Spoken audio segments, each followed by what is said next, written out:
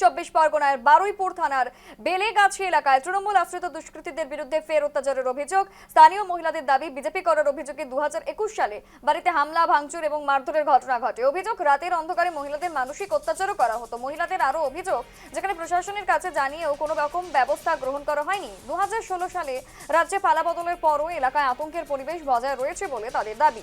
অভিযুক্তদের বিরুদ্ধে কঠোর শাস্তির দাবি জানিয়েছেন স্থানীয়রা। দক্ষিণ চব্বিশ পরগনার বারুইপুর থানার বেলেগাছি এলাকায় তৃণমূল আশ্রিত দুষ্কৃতীদের বিরুদ্ধে ফের অত্যাচারের অভিযোগ, যেখানে স্থানীয় মহিলাদের দাবি যে বিজেপি করার অভিযোগে 2021 সালে বাড়িতে হামলা, ভাঙচুর, মারধরের ঘটনা ঘটেছিল। অভিযোগ, রাতের অন্ধকারে মহিলাদের নাকি মানসিক অত্যাচার করা হতো। মহিলাদের কাছে কার্যত যথেষ্ট পরিমাণে কিন্তু প্রশ্ন এবং কৈফিয়ত করা হতো, ঠিক তারা কেন বিজেপি সাপোর্ট করছে। এবং পরবর্তীতে 2026 সালে রাজ্যে পালাবদলের পরও এলাকায় আতঙ্কের পরিবেশ বজায় রয়েছে বলে তাদের দাবি। অভিযুক্তদের বিরুদ্ধে কঠোর শাস্তির দাবি কার্যত হওয়া উচিত, এমনটাই জানিয়েছেন স্থানীয়রা।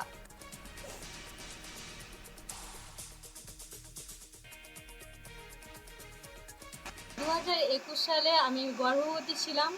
আর আমাকে বিছনা থেকে তুলে নিয়ে যাওয়া হয়েছিল, এমনকি তখন আমি 8 মাসের প্রেগনেন্ট ছিলাম। তখন আমাকে বাড়ি থেকে বের করে নিয়ে যাওয়া হয়েছিল।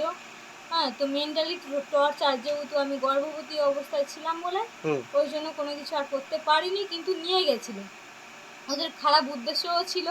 আমার বাবা এক বিজেপি কর্মী ছিল বলে আমাদের এমনকি বাড়ির অল ফ্যামিলি সব কিছু দাদা বৌদি থেকে শুরু করে আমার ফুল ফ্যামিলি মার্ডার করার হুমকি পর্যন্ত দিয়ে দেওয়া হয়েছিল। এমনকি বাড়িতে ঘেরাওয়া করে লোক এসেছিল, আসার পরে বাড়িতে সবাইকে বাড়ি ছেড়ে চলে যেতে হয়েছিল। এমনকি আমি প্রেগনেন্ট অবস্থায় বাড়িতে ছিলাম শুধু মাকে নিয়ে, লাস্টে কাউকে পাইনি, আমাকে আর মাকে পেয়েছিল।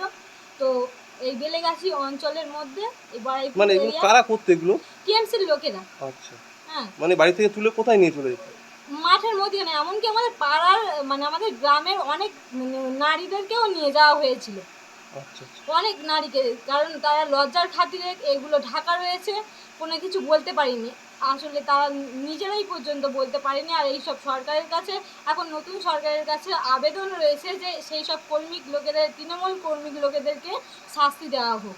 আমাদের কোনো অপরাধ ছিল না, তো আমার শ্বশুর ওই বিজেপি করে, এই উপলক্ষে আমাদের হচ্ছে কি রাত 10টা 11টার সময় সেই মাঠের মাঝখানে তুলে নিয়ে যায়, ফকির নস্করেরা তুলে নিয়ে যাচ্ছে। মাঠে ডেকে নিয়ে বিশাল লোকের সামনে বড় বড় কথা বলা, অপমান করা, গর্ত খুলে পুঁতে দেওয়ার জন্য হুমকি দেওয়া, বা টাকার বাড়িতে থাকতে দিচ্ছে না, বাড়ি থেকে বেরিয়ে যাও, টাকা না দিলে ঢুকতে দেবো না, এইসব হেনস্থা। আমাদের শান্তি খেতে বসতে দেয়, 10-12 জন এরকম ভাবে নিয়ে গেছে। প্রতিদিন হুমকি দেবে, আজকে আসছি, আজকে তোদের বাড়ি আসছি, আজকে তোদের নাচাবো, আজকে তোদের এই করবো, আজকে সেই করবো, নানানটা। যে এত কিছু হচ্ছে, একটু পুলিশে এসে একটু হুমকি দেবে বা কিছু একটু করবে, কিছুই করে না, আসেই না। যারা এগুলো করেছে তাদের শাস্তি চাই আমরা, যেন হেনস্থা হয়েছি তারা যেন ওইভাবে হেনস্থা হয়।